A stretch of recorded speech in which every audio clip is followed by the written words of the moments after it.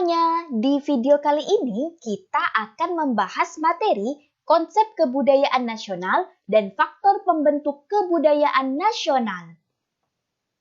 Tahukah kamu bahwa tidak akan ada kebudayaan tanpa masyarakat, demikian sebaliknya. Manusia yang membentuk suatu kelompok masyarakat dan kebudayaan merupakan satu kesatuan. Kebudayaan dapat dimaknai sebagai penyesuaian diri manusia terhadap hal-hal yang dipelajari atau learning behavior. Indonesia merupakan negara yang kaya akan kesenian, adat istiadat, dan kearifan lokal dalam kehidupan masyarakatnya. Sebagai contoh, wujud kebudayaan berupa ide dan pola tindakan dapat dituangkan dalam bentuk tarian dan kesenian adat.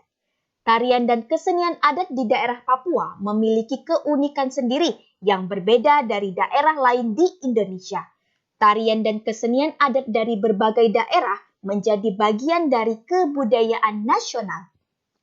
Lalu, apa sebenarnya kebudayaan nasional itu? Kebudayaan nasional memiliki arti keseluruhan proses dan hasil interaksi antar kebudayaan yang hidup dan berkembang di Indonesia.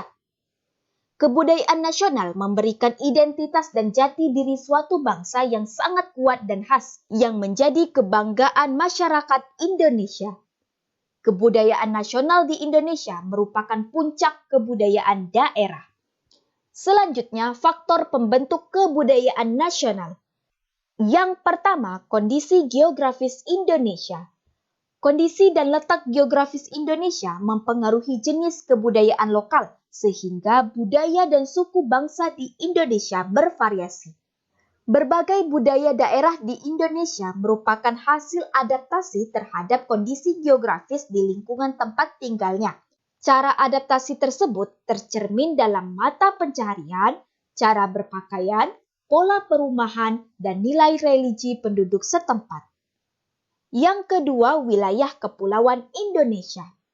Etnik atau kelompok etnik yang mendiami suatu pulau mengembangkan budaya lokal untuk mempertahankan hidupnya. Kondisi wilayah Indonesia berupa kepulauan menyebabkan terjadinya isolasi geografis. Tidak adanya alat komunikasi yang memadai pada masa lalu menyebabkan minimnya pengaruh dari luar. Oleh karena itu, penduduk di suatu pulau atau wilayah tertentu memiliki kebudayaan yang khas. Yang ketiga, keterbukaan terhadap dunia luar. Indonesia terletak di jalur persimpangan dunia, yaitu di antara benua Asia dan benua Australia, serta Samudra Hindia dan Pasifik.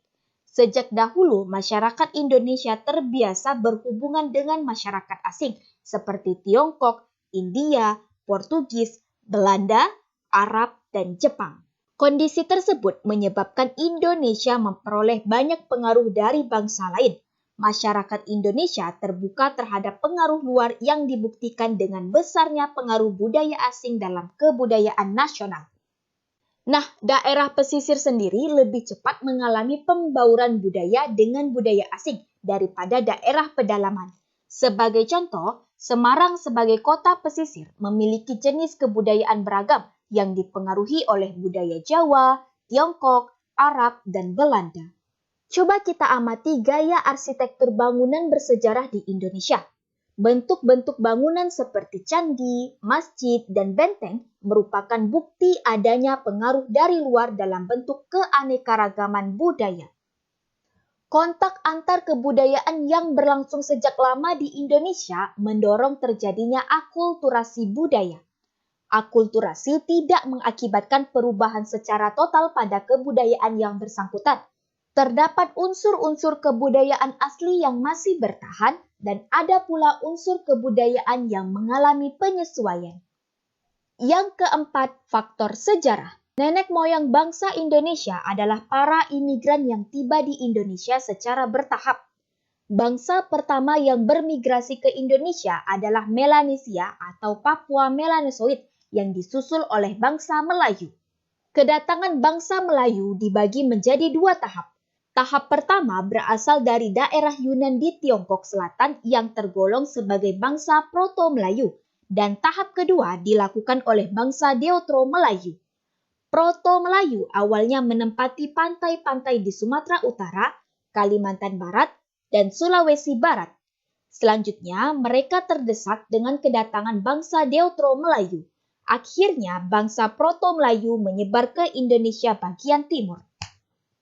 Bangsa Proto-Melayu sendiri menjadi nenek moyang bagi suku Toraja, Sasak, Dayak, Nias, Batak, dan Pubu. Sedangkan bangsa Deutero-Melayu menurunkan suku Jawa, Melayu, Sunda, Minang, Makassar, dan Bugis. Setiap gelombang kedatangan nenek moyang asli ke Indonesia menempati wilayah tertentu dan menurunkan suku bangsa yang berbeda-beda. Suku-suku di Indonesia memiliki keragaman fisik dan budaya yang membedakan antara satu suku dengan suku lainnya. Oke, itulah tadi pembahasan mengenai konsep kebudayaan nasional dan faktor pembentuk kebudayaan nasional. Terima kasih telah menonton video ini. Sampai jumpa di video selanjutnya. Bye-bye.